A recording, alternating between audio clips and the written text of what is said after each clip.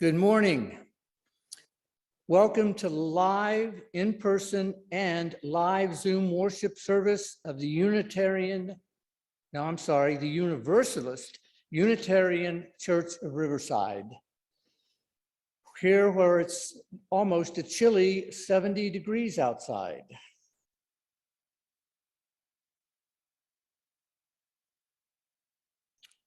Our hymn now is Spirit of Life, number 121 in the gray hymnal. Most of you know this song. Feel free to sing as the Spirit moves you, but please, only with a mask on. Please stand, embody your spirit, and join us in singing hymn number 123, Spirit of Life.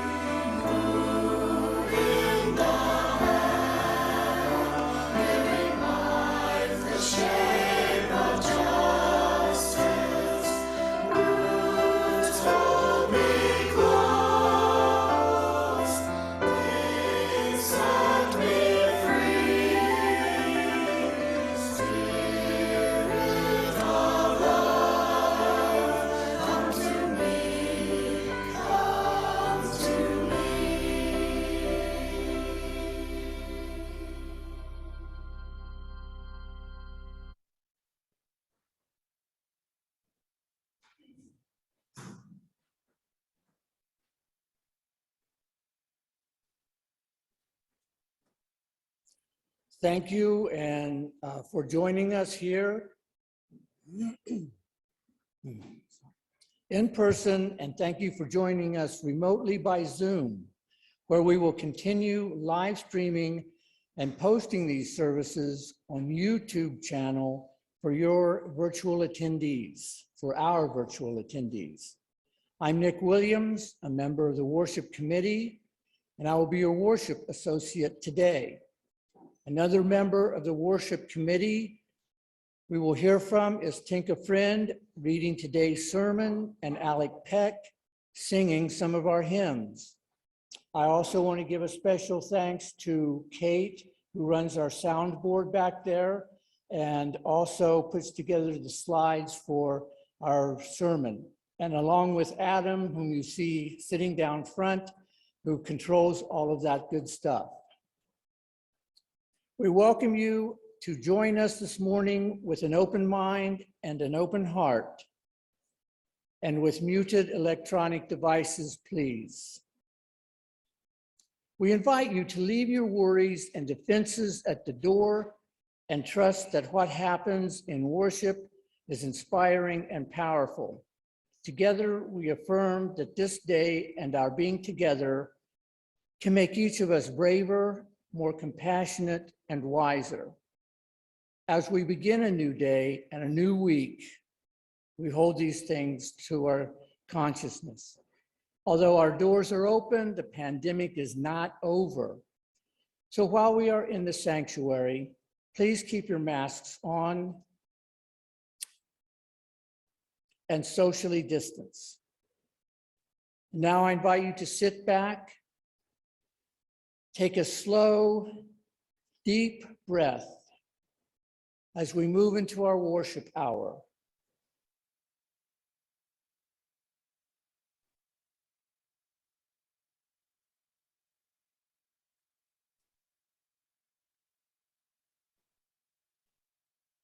Now, there are a few announcements we would like to share. During the service, we will mention several websites, email addresses, and phone numbers. At the end of the service, we will leave up a slide with all this information, and it is available on our website.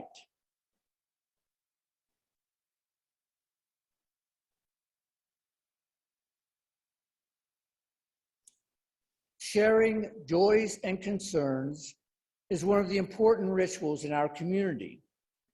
An opportunity to share milestones, losses, achievements, and experiences with one another.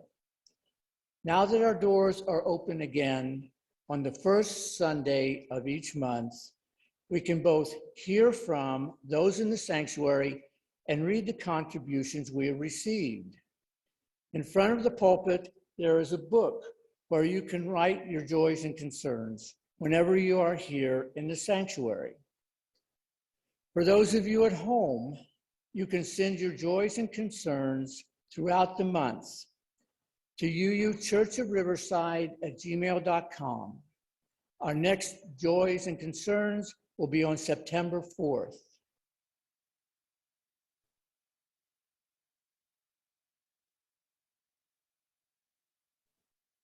Our dinner series will begin on September 5th with a Labor Day barbecue.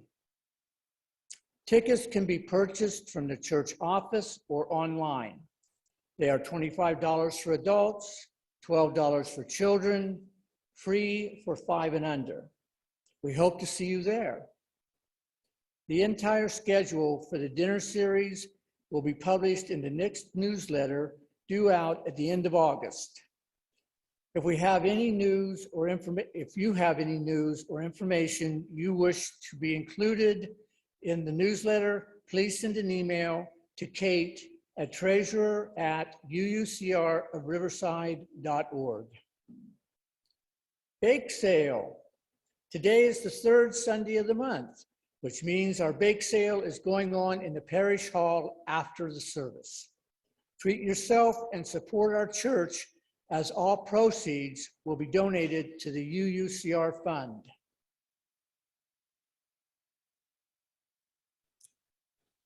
The Social and Environmental Justice Committee is meeting today in the annex at 11. This completes our announcements, and now we invite you to take a slow, deep breath as we move into the worship hour.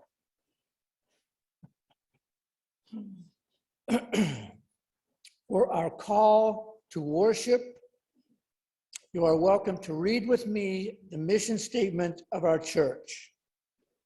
Our mission: to foster a diverse religious community that celebrates life, affirms the individual, encourages spiritual growth and open thought, and works to advance social justice and environmental sustainability.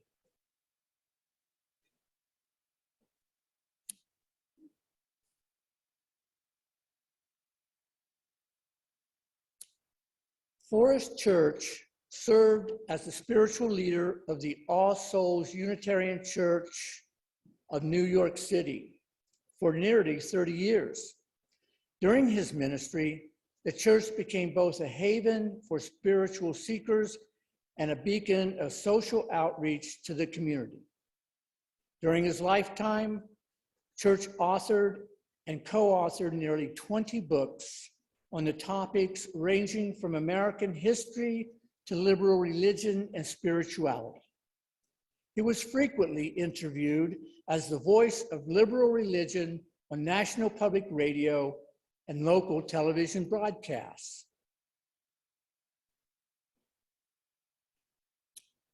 Reverend Peter Friedrichs recently retired as the minister of the Unitarian Universalist Church of Delaware County. In his work as the pastor of a religiously liberal and socially progressive church, he was privileged to build and sustain relationships of deep meaning with others of diverse backgrounds, and to witness the full range of human experience.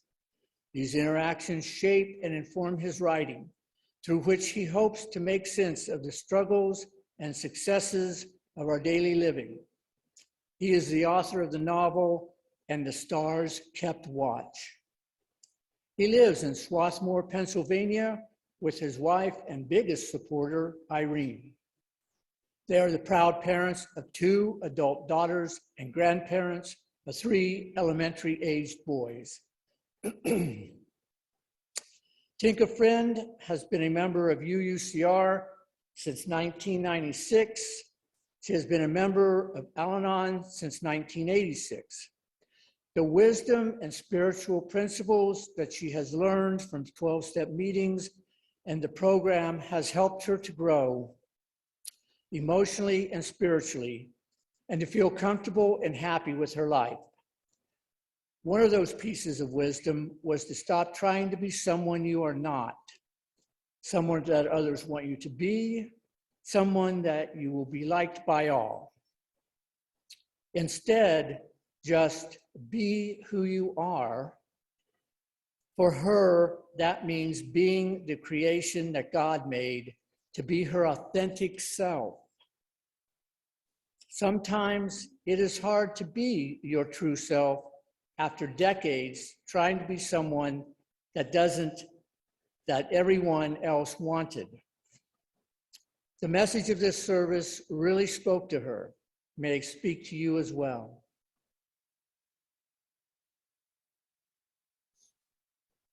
In his farewell sermon on June 12th of this year, Reverend Friedrichs thought of leaving his congregation with 4 words: just love each other.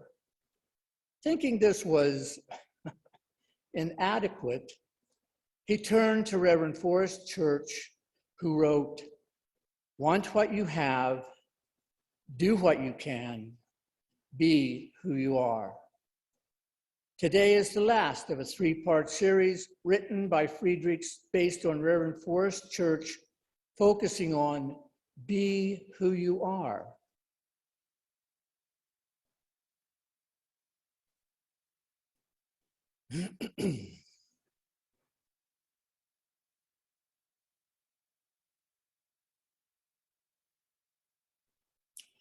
We have 2 lightings of sacred flames. First is the occupied Indigenous Peoples Remembrance Candle. The second is the lighting of our chalice, the symbol of our faith.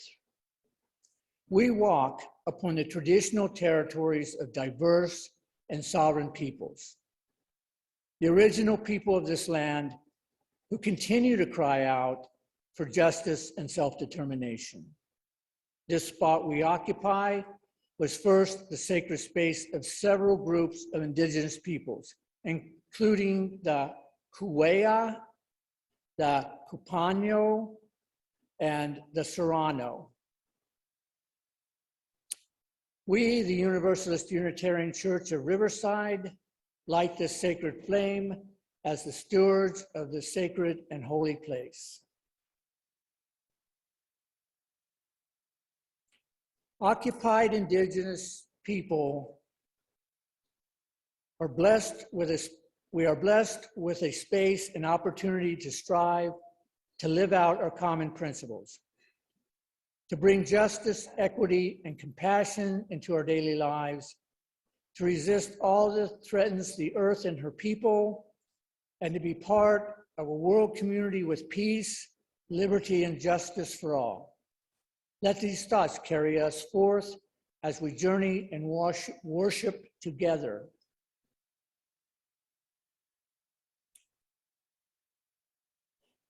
Today's reading of the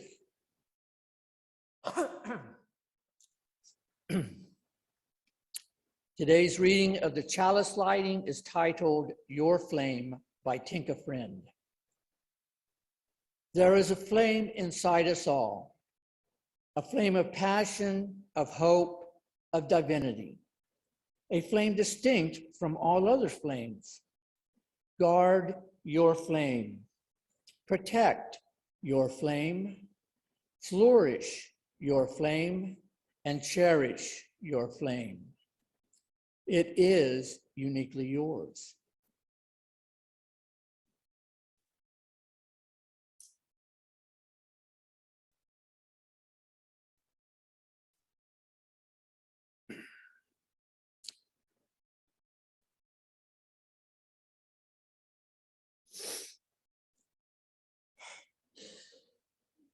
We have a tradition at UUCR to welcome those who are visitors or perhaps returning after some time away. We know it can be uncomfortable to stand up and speak in front of others, so I will now ask a volunteer, someone who has been here a while, to tell us your name and how you found out about our church. We ask you to step close to the mic and speak into it directly and clearly so everyone can hear. So Margaret, would you please step forward and tell us how you came to our church?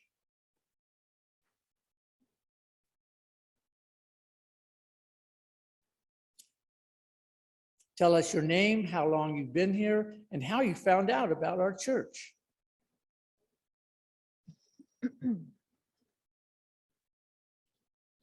Good morning. My name is Margaret. I've been coming to this church since August of 2020 when Alec first moved here.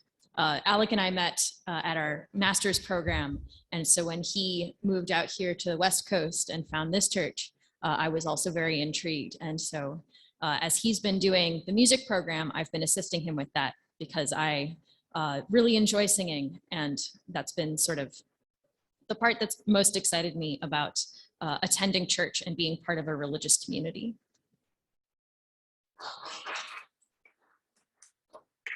Thank you. That's how it's done. If you're new here, a visitor, or an old friend, please raise your hand to stand and come up to the mic in front of the pulpit. If there's someone online who would like to introduce themselves, please raise your hand and we will call on you by Zoom. Please let us know who you are, where you are from, and how you found out about us.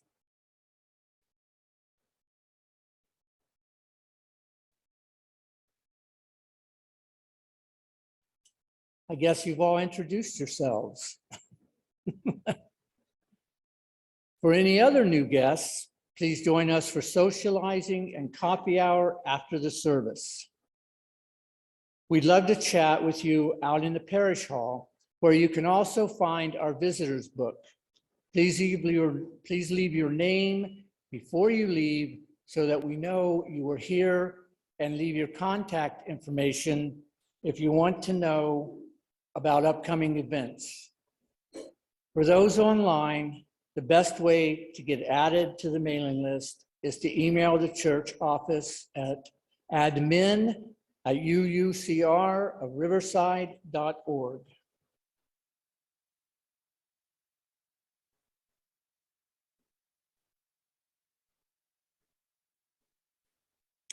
Our hymn now is For All That Is Our Life, number 128 in the gray hymnal. Feel free to sing as the Spirit moves you, but please only with mask on. Now stand in body and spirit and join us in singing hymn number 128, For All That Is Our Life.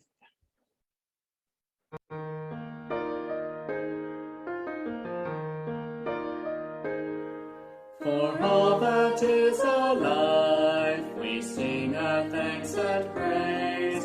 For all life is a gift, which we are called to use, to build the common good, and make our own days glad.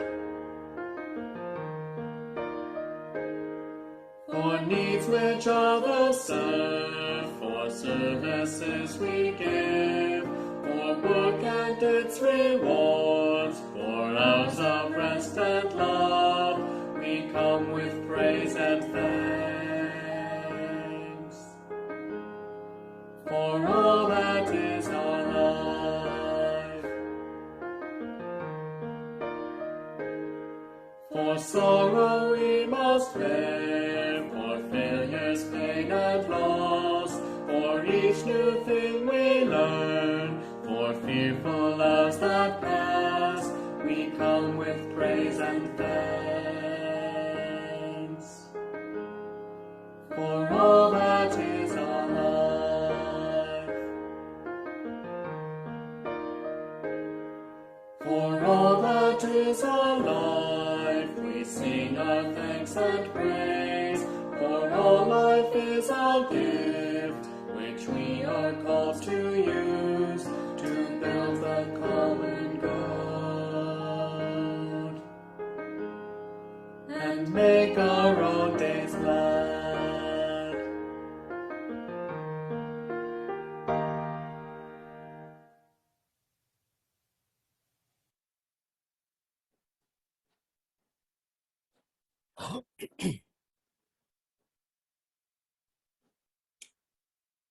Sharing our stewardship. This portion of our service is to support our beloved historical church. This can be accomplished in several ways. In addition to the weekly collection, you may send your checks to the church address, which is shown here. You may contribute by PayPal or the QR code, which is on the church website and also in the newsletter. Stater Brothers gives our church a rebate on Stater grocery cards, which we have in church each Sunday. You get full value, and the church also receives a percentage. Please donate as the Spirit moves you by whatever method works best for you. Thank you for your generosity. And to those who give of their time and their talent, thank you for your generous care and attention. Will our ushers now please come forward to receive the collection?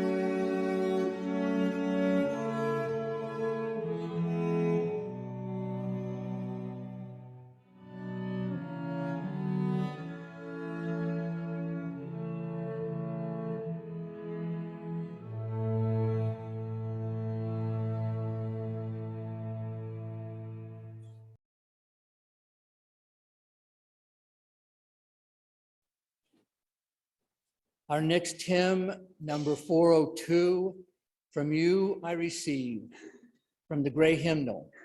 Feel free to sing as the Spirit moves you, but please only with a mask on. Please stand in body and spirit and join us singing hymn number 402. From you I receive.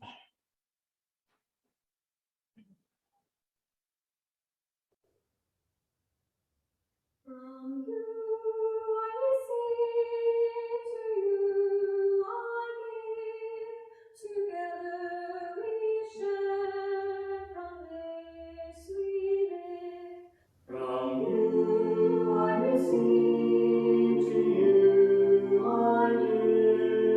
Together we share, from this we live. From you I receive, to you I give. Together we share, and from this we live.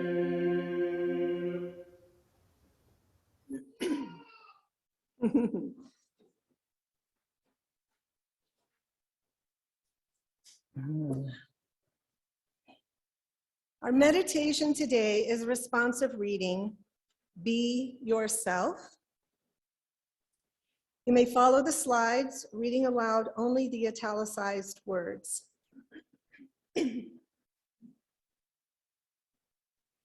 When it's hard to know what to say or do,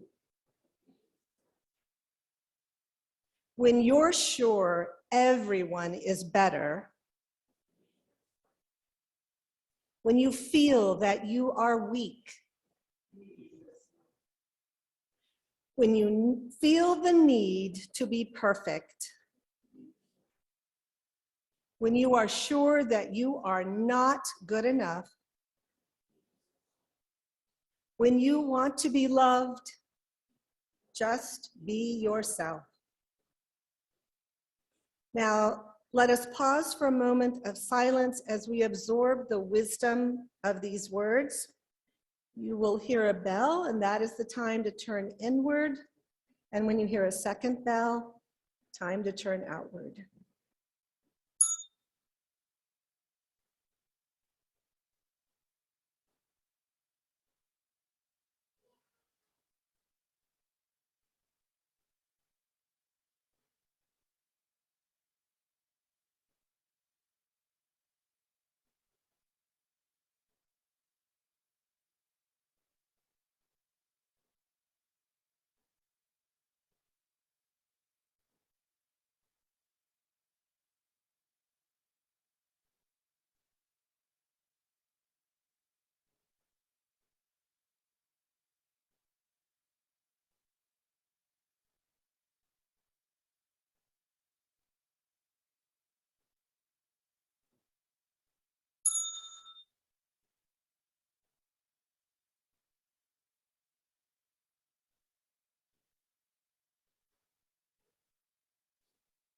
It's good to see so many people here this morning. How many of you have been here for all three of the services for the series? That's wonderful. As noted earlier in the service, I am a decades-long practicing member of Al-Anon, which is a 12-step program for friends and family members of alcoholics. Al-Anon follows the same 12 steps of Alcoholics Anonymous with the same spiritual principles, values, slogans, and wisdom. The three principles that Reverend Forrest Church used as his personal spiritual mantra, and that Reverend Peter Friedrichs found so compelling, are embedded in the 12 steps. Even if you're not a 12-step program member yourself, listen to this morning's sermon and see if the message might be meaningful to your own life. At the conclusion of the sermon, I will share how the message is meaningful to me, and then I will ask those here and those online to briefly share as well. Be Who You Are by Peter Friedrichs. As part of my seminary training, I spent a summer working as a hospital chaplain, assigned to the psychiatric floor. I found it to be deeply gratifying work, and I was able to build relationships with many of the patients. Some were long-term, and others had quick turnaround. Some were what we call bouncers. These were people who would be admitted to the unit because of some behavioral issue. Oftentimes, they simply had gone off their meds and needed to be restabilized, treated, and then released. But within just a matter of days or weeks, they bounced back into the unit again. In the course of my 8 weeks at the hospital, some patients bounced several times. My favorite frequent bouncer was Rose. Rose was a lovely woman who was about 80 years old, who suffered from schizophrenia. Rose would be brought into the unit very agitated and aggressive, but within a day or so, with the proper medication, she'd be as sweet as a peach. Rose and I had many long conversations about God and love and heaven. And she was rock solid in her Baptist faith. During one of our conversations, Rose expressed to me her concern about all the people who were interviewing and examining her. She was tired of being treated like a lab rat and told me that she was afraid to talk to the doctors. I tried to reassure her that they were there to help her, and I suggested that she just be honest with them in answering their questions. Just be yourself, I told her, and they will take good care of you. Rose's response to my sage advice was a priceless gem that I'll never forget. Be myself, she said. Of course I've got to be myself. Everybody else is already taken. Today is the third and final sermon in our series honoring Reverend Forrest Church, the pastor of All Souls Unitarian Universalist Church in New York City for 30 years. Last month, we sat with the first of the two parts of the mantra, which he claimed served him well as he faced his impending death. Want what you have, do what you can, and be who you are. Let me first give you a short refresher on the previous ones before we dive into this third one. When Church urges us to want what we have, he is not telling us to settle, but he's reminding us that even when things look grim, there is so much to be thankful for. He uses the metaphor of a window with many panes of glass, each pane representing one of the many aspects of our lives: our health, our job, our relationships. When one pane gets clouded over, he tells us, we must resist the urge to press our noses against that darkened pane to the exclusion of all the others. Instead, we should step back to allow the light from all the other panes to filter through. Church tells us to engage in thoughtful wishing rather than wishful thinking, and thus to be grateful for all of the gifts of our lives. To do what we can is to recognize both our own power and our own limitations.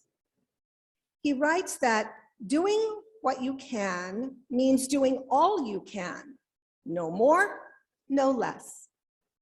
It's not just mucking by, but it's not trying to do more than you can either. Not stretching yourself out so far that you can't help but force a failure. When we do what we can, we seek to achieve the significant goals that lie within our power. And while we may risk failure, we don't set ourselves up for certain defeat. And now we find ourselves face to face with Church's third admonition: be who you are. This, he admits, is the hardest task of all. Simply put, he tells us, to be who you are is not to fake your existence. he writes that each of us is unique, with unique flaws and unique gifts. The world does not owe us a living. We owe the world a living, our very own. In his book, Love and Death, Forrest Church tells of the opportunity he had as the son of the US Senator Frank Church. This opportunity to enter into politics while he was still working on his doctorate in theology. After running his father's presidential primary campaign in Nebraska, the son was ready to jump into the father's footsteps and run for public office himself. Fortunately, he listened to his father's advice to live his own life, not the life that his father had led. And in doing so, writes the younger Church, I found my calling. I answered a call that was mine and not someone else's. He goes on to tell us to envy another's skills, looks, or gifts, rather than embracing your own nature and call, is to fail in two respects: in trying unsuccessfully to be who we aren't, and to fail to become who we are. Be who you are. As Rose pointed out, it's a rather inane concept. Of course you are who you are, but you are who you are because everyone else is already taken. But if it's so simple, then why do we spend so much of our lives trying to be who we are not? Trying to be like someone else, trying to be the someone that someone else thinks or wants, or makes us to believe that we should be. In the words of a poem by May Sarton, why do we spend so much of our lives dissolved and shaken, wearing other people's faces? To be who we are, who we were born to be, is no easy task. Consider for a moment our childhood and how we learned most of what we've come to know.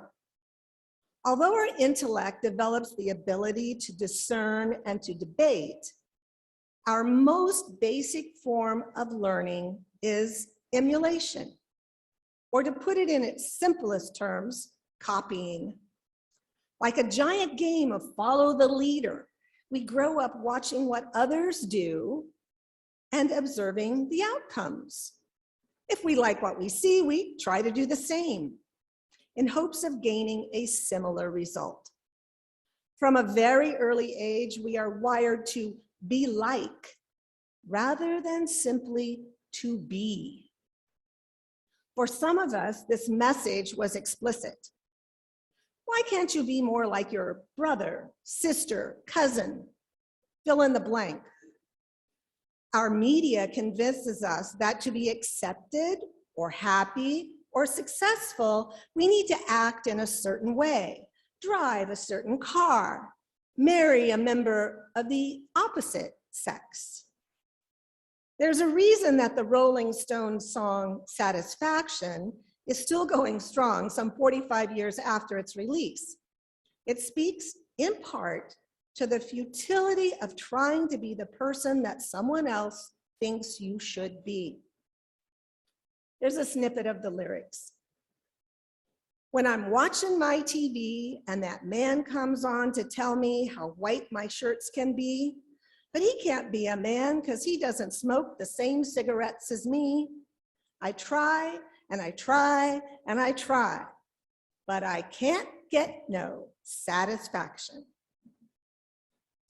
Role models are invaluable for us on both a societal and an individual level. They serve to inspire us and to motivate us, to consider what is even possible. And there are certain traits or aspects of others that we should try to emulate. I grew up when Superman and Batman were all the rage on TV, And who can argue that we shouldn't work for truth, justice, and the American way? The danger comes, of course, when we try not to just be like our role models, but to become them. This is a recipe for disaster, a formula for failure. Neither you nor I will ever be more powerful than a locomotive or able of leaping tall buildings in a single bound. So when we try to be like Mike, remember that Michael Jordan commercial? We are destined for disappointment. Even if it's not superheroes or pro athletes, we try to model ourselves after. In Forrest Church's case, he came close to making the mistake of trying to become like his father, the powerful Senator Frank Church of Idaho. Sometimes the influences that exert their power over us are more subtle than this. We grow up in a family of achievers, and although nothing is explicitly stated, we incorporate the message that much is expected of us. A parent's well-intentioned action sends a signal of what they hope for us, and we receive that gesture, consciously or subconsciously, as a mandate. If you hear things like, "You're so good in math, you should become a scientist," if you hear that enough times as a child, you're likely to believe you should become a scientist, and that your passion for dance or music or social work is misplaced in your life. By the same token, if over and over again you hear the message, "You'll never amount to anything," that too becomes a self-fulfilling prophecy. The forces that dictate against being who we are powerful and many. To be who we are can be like swimming upstream against a strong current of expectations and what I call the tyranny of the shoulds. And as if these forces aren't enough to defeat us, to be who we are is made all the more challenging by our lack of self-knowledge and awareness. Perhaps the greatest challenge to living into Forrest Church's mandate to be who you are is discovering just who and what that is. Living in 21st century America, most of us are blessed with lives of comfort and relative ease. And so we can ask the questions, who am I? What do I want to be when I grow up? Many of us spend years of our lives and thousands of dollars in therapy to discover the answers to those questions. And in finding them, some of us follow our bliss, to use Joseph Campbell's term, while others, constrained by factors such as fear, family, or finances, remain living a life that is not our own, all the way until our days run out. In his book, Let Your Life Speak, author and educator Parker Palmer tells of his journey of discovering his true self. He calls the true self the self planted in us by the God who made us in God's image. The self that wants nothing more or nothing less than for us to be who we were created to be.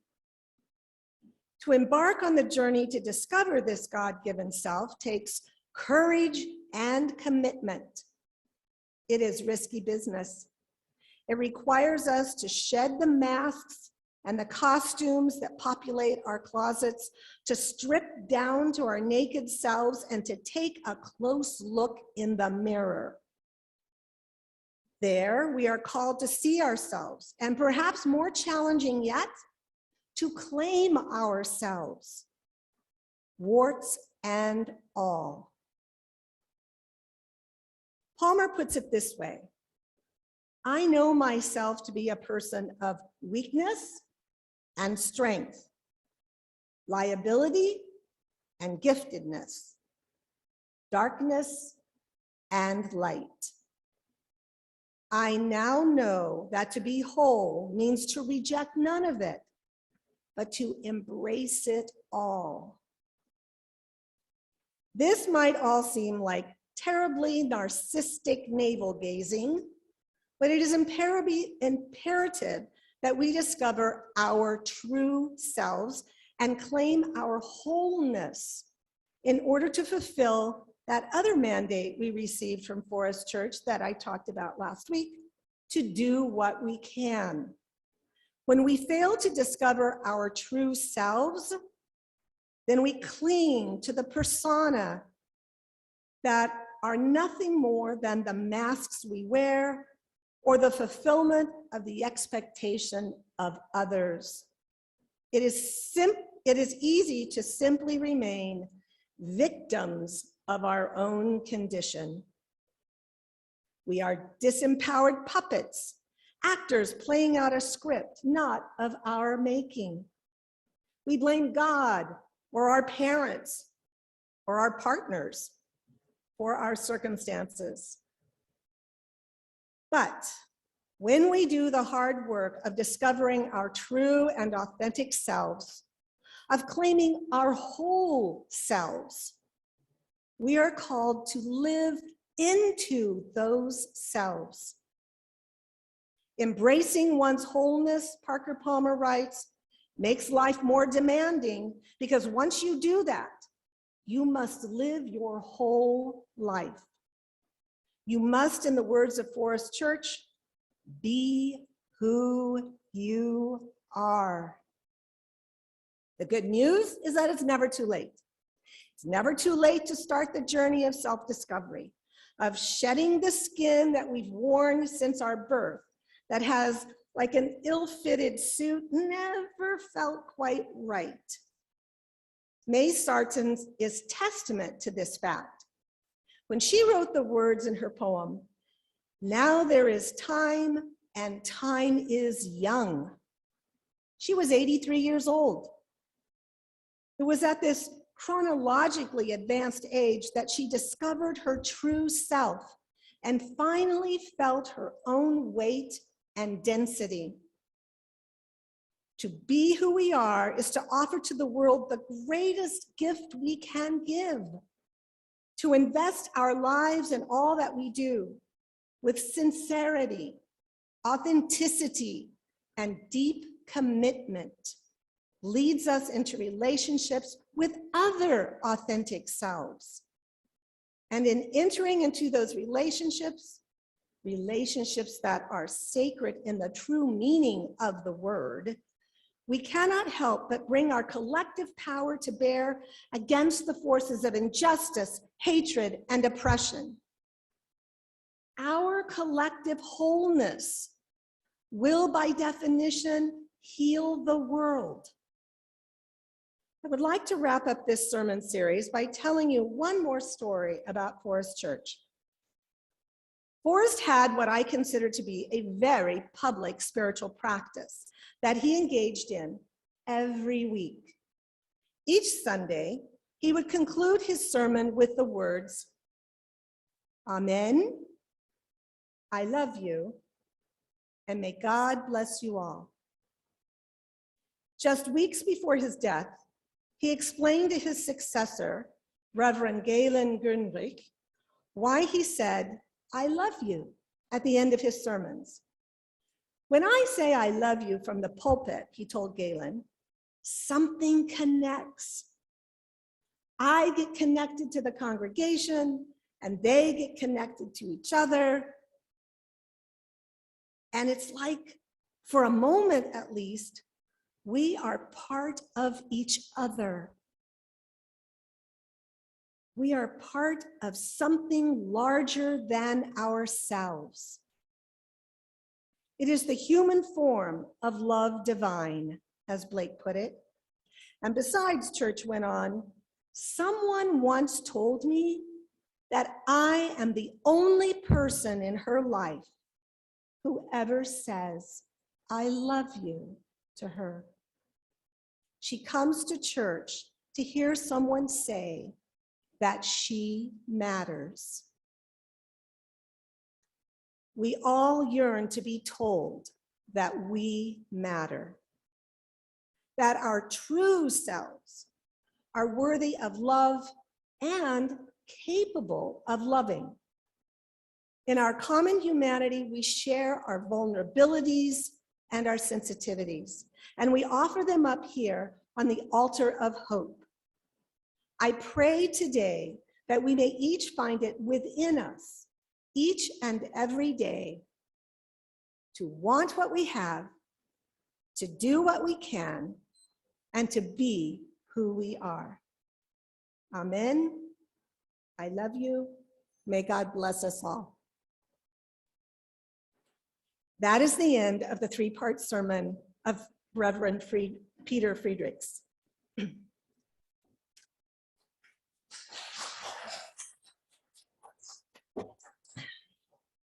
Early in this is me speaking. Early in my 12-step work of recovery from the effects of loving an alcoholic, I did not know who I was. Let me say that again. I did not know who I was.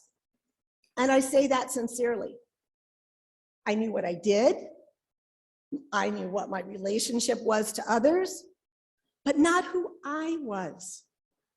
When asked, my answers would always be about things I did or my connections to others.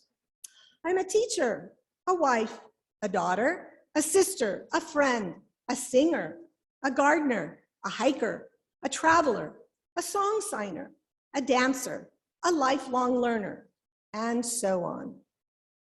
I was not a human being. I was a human doer. I couldn't even tell you how I felt. Well, not without it being a reaction to something someone else did, usually my husband.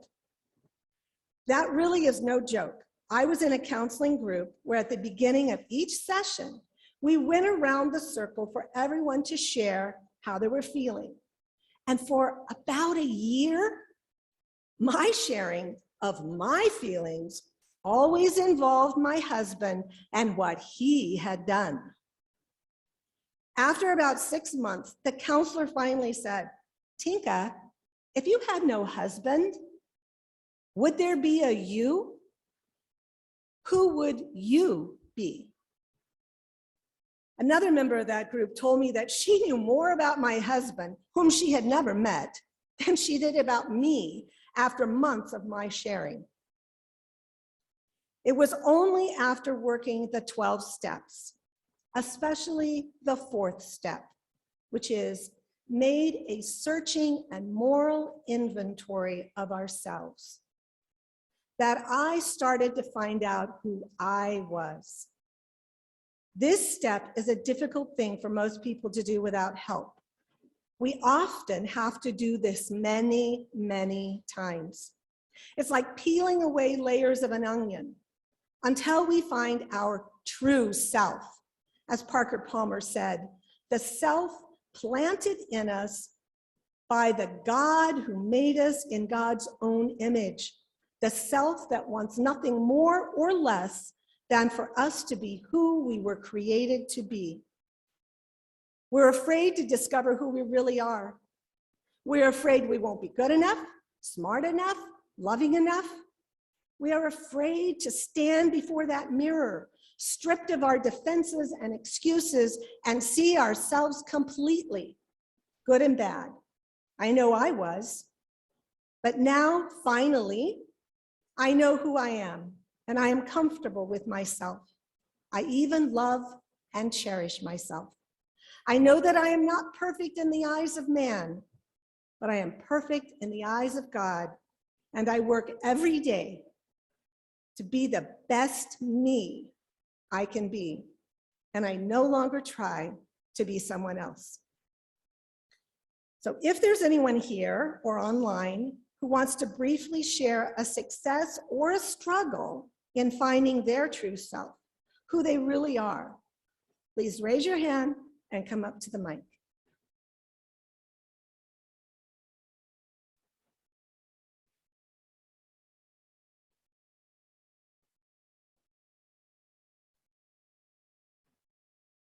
Good morning. Good morning.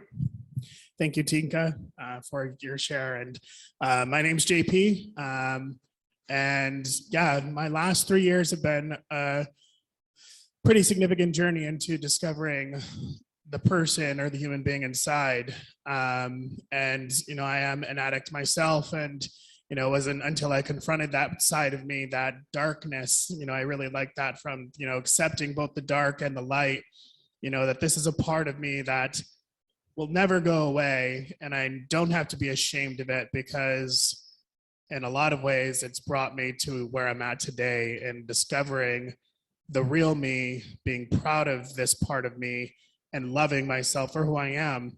And similarly, in the fourth step, sort of seeking out those resentments, it wasn't until, you know, I turned 40 that I really had a resentment against this heteronormative world I was born into.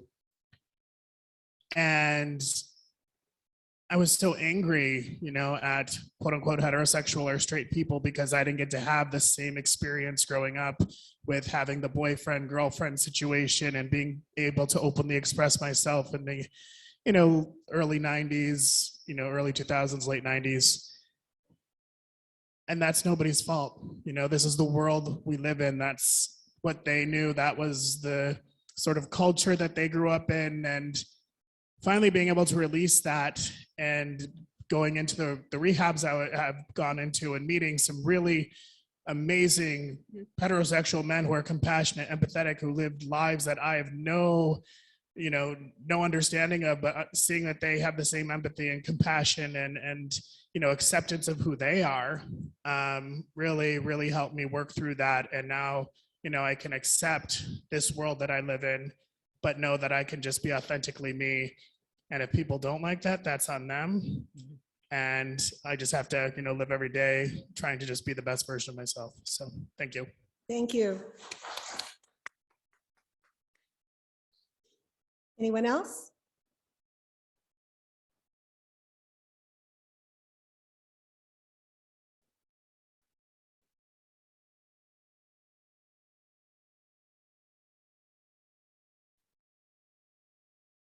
This be who you are thing, it isn't just for me, it's not just one process, it's going back to that well again and again. When I was a kid, at one point I was doing very nicely in school, and the teacher had left the room on a short quiz. And somebody asked me, "Hey, Bill, what's the answer to number 7?" And I said 42, or Belgium, depending upon what the class was. And I was right. And then I suddenly said, "My God, is that all I am, a right answer machine?" How bleak, how awful to just be that thing, that function that's turned on and turned off. So because I'm a kid and because I have a tendency to overdo certain things anyway, I went home and just like inhaled a couple of joke books. And much to everyone's dismay, there were a lot of puns in them, which means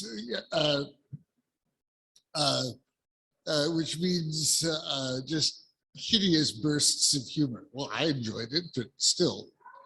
But being just that one thing made me want to shift over, look at the other. Then I realized I'd overdone it, and that I needed to shift back to, you know, maybe laughing in smaller groups, or maybe once in a while at a coffee house.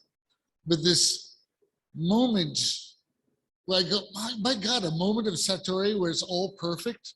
Yeah, right. It doesn't seem to have hit me yet.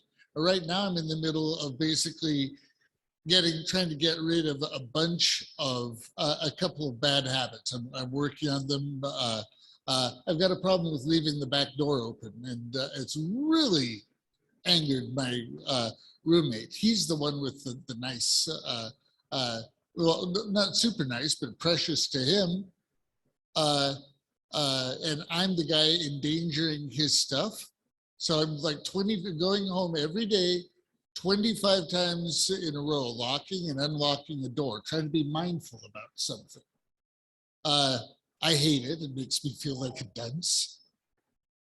Worse yet, I think I've got another bad habit or two that needs to become normative. And this becoming a new person, I really hope there's some times when I can do 25 reps or 50 of a good habit instead of just damage control. And I really hope that that's the case, because right now I just feel like a defective piece of wood. But I'm working. And a church, of course, which is not built upon the structure that says everybody's cool except for Bill over there. So that will help, I think, eventually. But in the meantime, it hurts, surprisingly.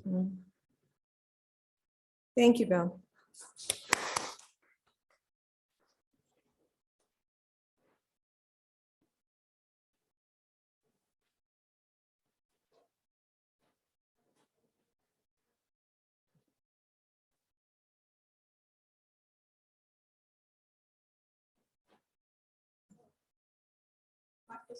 You can, so we can hear you I better. think I will, because Okay, I've been crying and sniffling because I always get inspired by you. Okay, I'm not going to talk about my situation other than to say that right now, your message was so inspiring. I would love to know how we could take that out so others could hear today. I'm not a tech person. Do you have this written anywhere? Yes, I do.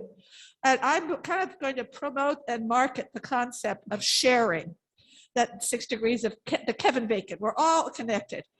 But I'm so grateful because this was very inspirational. I'm in a period of transition. I had a husband for 55 years. I lost him. I was a very active creature above and beyond being his wife. But I also had a daughter. I still do. But I still find myself many times thinking I'm that person's mother or I was that person's wife. But I also know there's this crazy person and a very active person and one who's very much involved with marketing ideas that I think are good.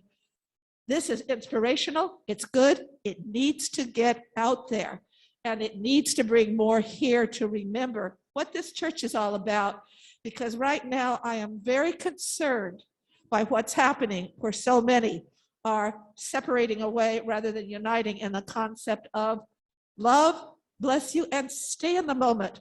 It's so easy to go out there and think, this is it.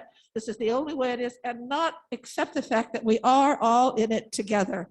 I'd love this message to get out there. Let's figure out how each one of us can tap in today and share this idea with people we interact with, not just sharing among each other, because in a way, everyone who's here is a part of the tribe of that concept.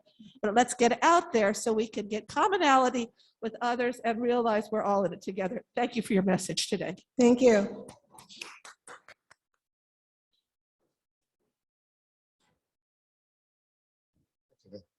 Hi, I am also an addict. Yeah, and I probably will be for the rest of my life.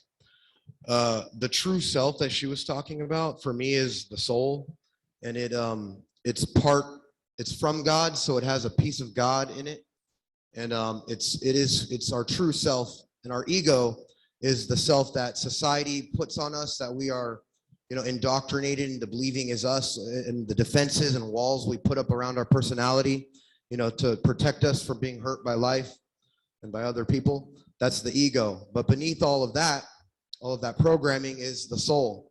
And it's always there, but it's hard to realize it because it's covered up by by the ego, by all the pollution that we get in our minds from other people and from life and from hardships. Yeah, so I'm Gianni, I'm an addict. Thank you.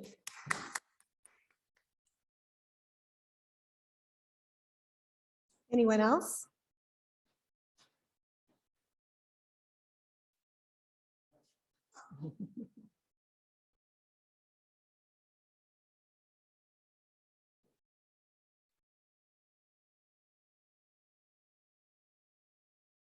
admittedly, I've had kind of a privileged life, I think.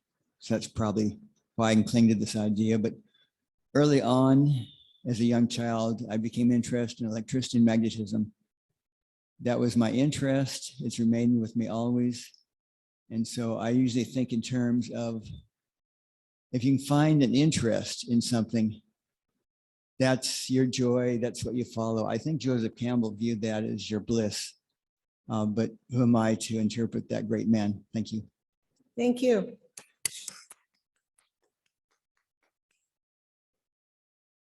Anyone else?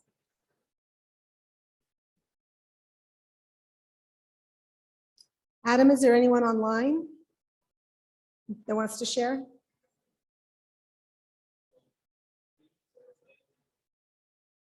Oh. Okay, then our closing hymn is All of Who I Am by Amanda Eudice Kessler. It's not in your hymnals. We will project a video with words. Many of you may not know it. I didn't. But when I saw it, I thought it was a beautiful and perfect way to end today's service. So I will let you decide if you would prefer to just stay seated and watch the video and read the words, or follow along and sing with the video. As the Spirit moves you, you may sing, but please keep your mask on. So let us surround ourselves with the music and the message in All of Who I Am.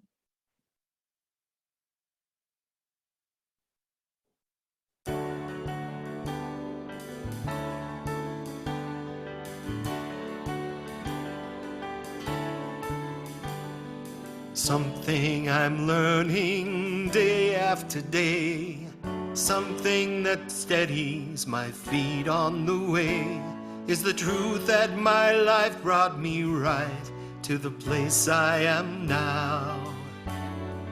Though I don't know how, there is not a doubt, nothing is wasted, nothing is lost. All that I went through, whatever the cost, I can use on the road to the person I'm trying to be. None of it came free, but all of it is me.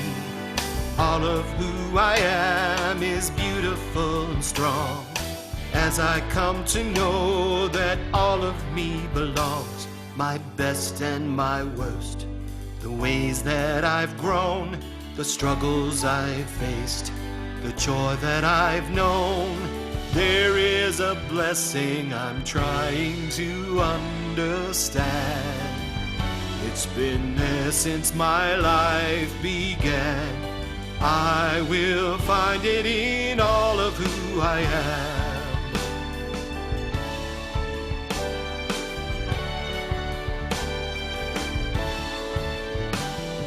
Some of my kindness comes from my pain. Sorrow and tenderness join once again in a spirit of gentle compassion that helps me accept every last regret and lets me move ahead. Days on the journey, years on the path, wisdom abounding whenever I ask, and I've come to believe that whatever I need I will find. Every single time, love will be my guide. All of who I am is beautiful and strong, as I come to know that all of me belongs, my best and my worst, the ways that I've grown, the struggles I've faced, the joy that I've known. There is a blessing I'm trying to understand. It's been there since my life began. I will find it in all of who I am. All of who I am is beautiful and strong, as I come to know that all of me belongs, my best and my worst, the ways that I've grown, the struggles I've faced, the joy that I've known. There is a blessing I'm trying to understand. It's been there since my life began. I will find it in all of who I am. I will find it in all of who I am.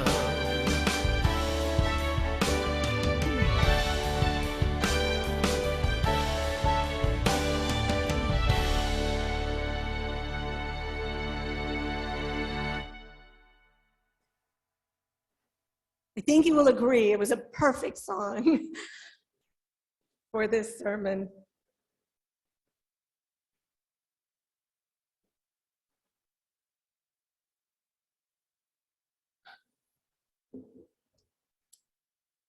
And these are the words of Parker Palmer. Our deepest calling is to grow into our authentic selfhood, whether or not it conforms to some image of who we ought to be. As we do, we will not only find the joy that every human being seeks, we will also find our path of authentic service to the world. Thank you, Tinka, for sharing your valuable time and insights with us this morning. It is sincerely appreciated, and we look forward to seeing you again soon.